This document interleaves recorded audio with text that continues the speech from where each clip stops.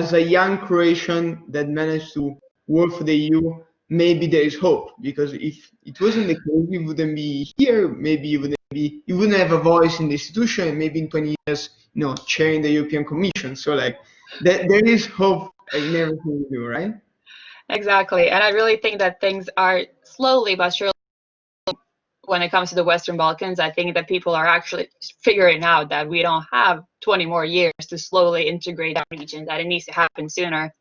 So I'm optimistic, but I'm also cautious, because I don't think you can just say like, you're EU now, welcome, you're fully democratic, everything's great. It's a long process. So slow steps, but we're gonna get there hopefully. I completely agree, and I think that I have a follow-up question that applies very well to the situation, the former situation in the Balkans. So we saw, as I mentioned in the introduction, during the Yugoslavian war, a very, let's say, significant intervention from NATO. One of the first at this scale, and definitely one that shaped the course of history and of the conflict. Since now we often advocate for international support, international communities mobilizing, people from different countries coming together. Obviously, we don't advocate it in a military way, but it's an eventuality that sometimes has to be considered. So, from your point of view, what was the role in general of the international community in shaping the conflict in the Balkans? What are the shades and lights that you point out, and is this a model that you think that can work? I think it depends to another. I definitely believe that international community needed to step up, and they did. I personally think they did it too late, but again, better late than never. Without it, I think I'm almost intervening.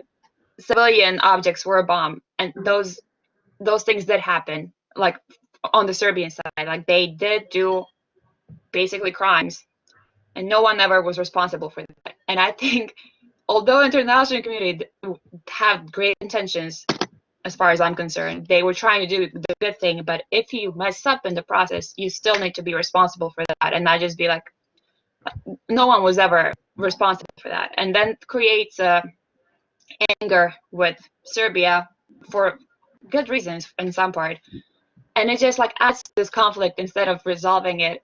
So I think obviously the intervention was good, and I will always advocate for that. I don't think, especially when it's smaller countries like the former Yugoslavia, you can't just let people, like there's always the stronger one, and they're going to be the bully. So intervention, yes, but also accountability. Without that, you get a messy situation that, again, 25 years later, we're still struggling to clear out. Absolutely, and I think that one of the most famous examples, correct me if I'm wrong, is the Srebrenica, I don't know how to pronounce it, massacre, right? Yeah. Where the NATO basically was present but did not prevent the massacre from happening. Maybe you want to say a couple of words about it. Yeah, and it's recently there was a anniversary of that again. Like UN was there, and they literally just left, closed their eyes, literally, and let the Serbs walk in. No one really was responsible for that, and that it's people are still missing, people still living, they don't know where their families are, and then you want them to buy into this concept of multilateralism and international communities, and we're gonna come and help you.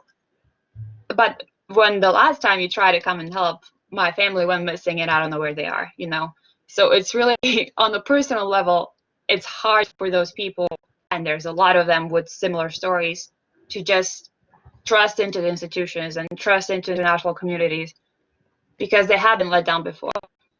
So I don't know. I think it's easy to get into too pessimistic, which I tend to do.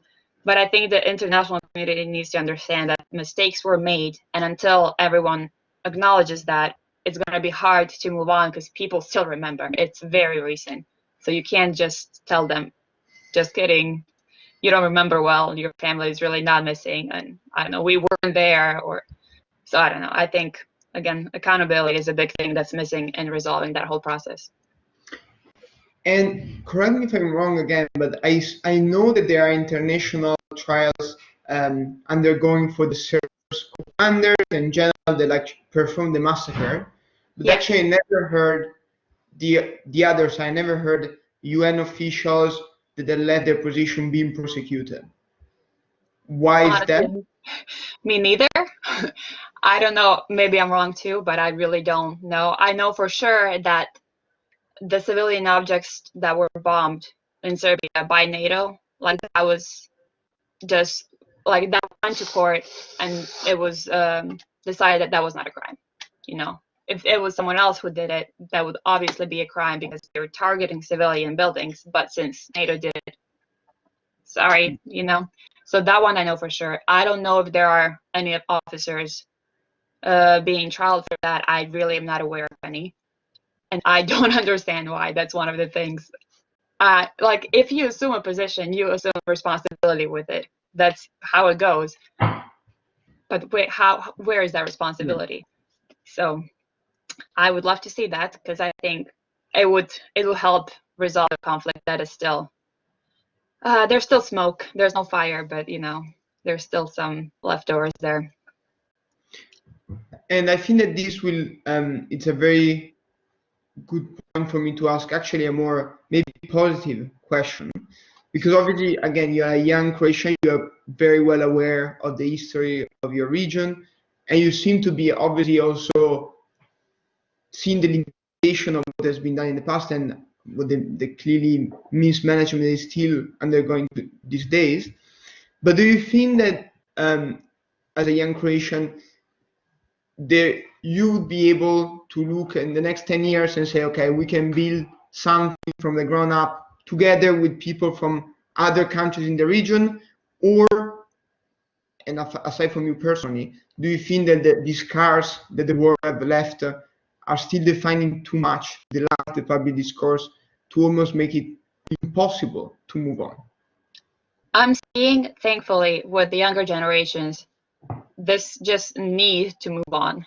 So I think as soon as we can just get rid of people who are currently in power and who are just making any type of progress very difficult because of all the history and because some of them were still very high-ranking officials in the war and now they're members of the government. So I'm really hoping that in the next 10 years, and that's slowly happening, and I see in Croatians, there's young politicians being elected, and they are showing a lot of willingness to just put that aside and move forward. Because like I said, instead of focusing on things we need to focus on real policies and real changes, we are still talking about who was at fault for this thing, irrelevant things for us, for the future generations, for our countries. So I am very optimistic. I don't know if that's a good way to think about it, but I think really that I know here when I talk to other people from the Balkans, we are all on the same page. But then again, it's a very selected type of people who come to Brussels to hope to work for the EU institutions. They're very EU oriented, very progressive. So we really want to see the Western Balkans all join and all try to move forward in the same direction. But I think also at home, I'm very positive about that. Good Maybe to hear. I'm just lying to Very myself, but happy to hear that. yeah. Could ask a very simple question in the chat, but I think a very powerful one. That we always try to understand what we can do, as a global movement. And today you have 30 people here, many more on Facebook following us, and even with small actions, do you think that there is something, because the international community screwed up a lot in the Balkans?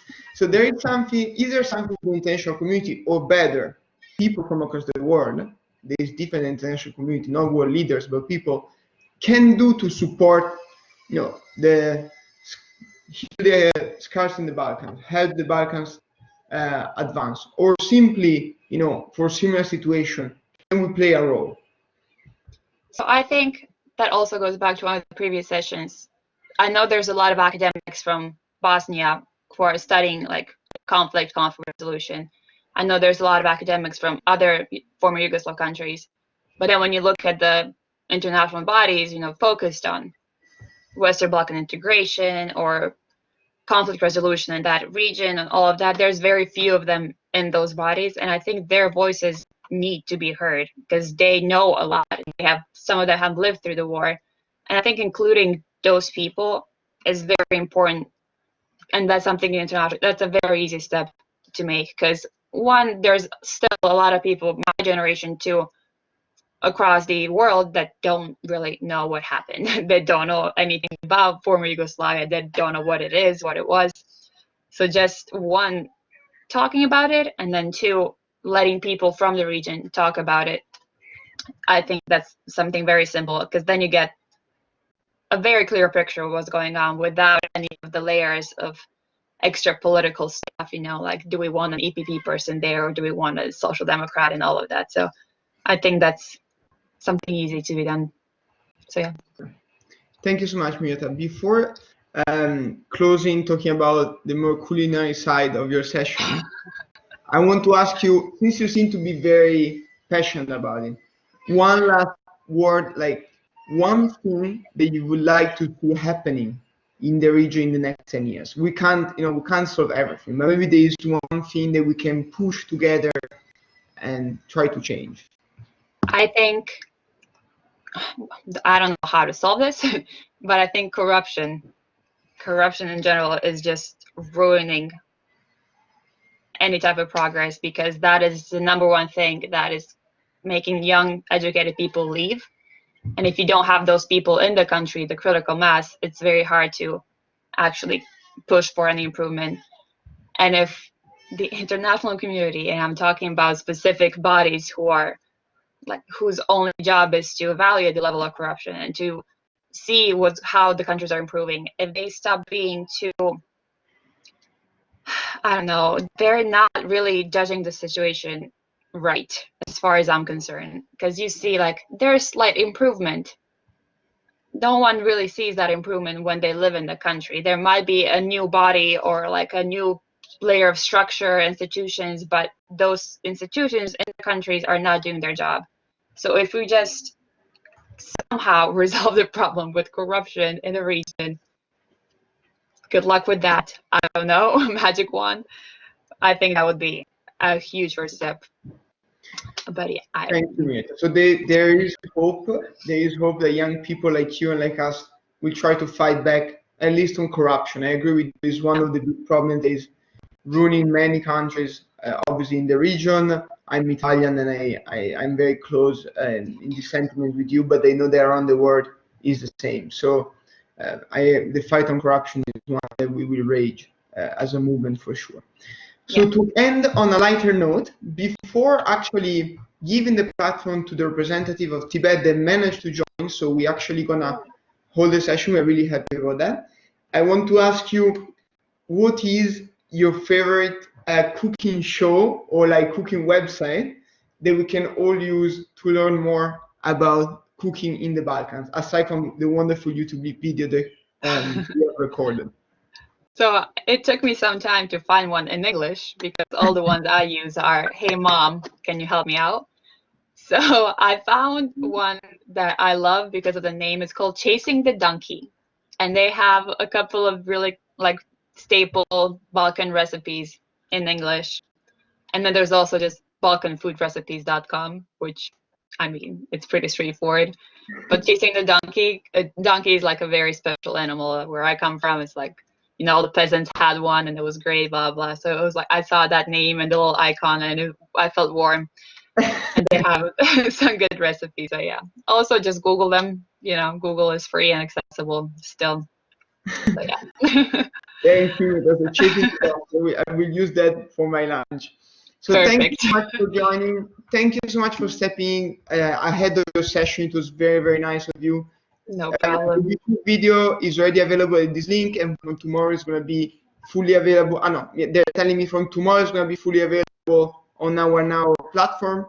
Thank you once more. You've been amazing, and you've been very positive at the end, which I really appreciate. Thank you so much, Mirta. Thank you guys, and I'll be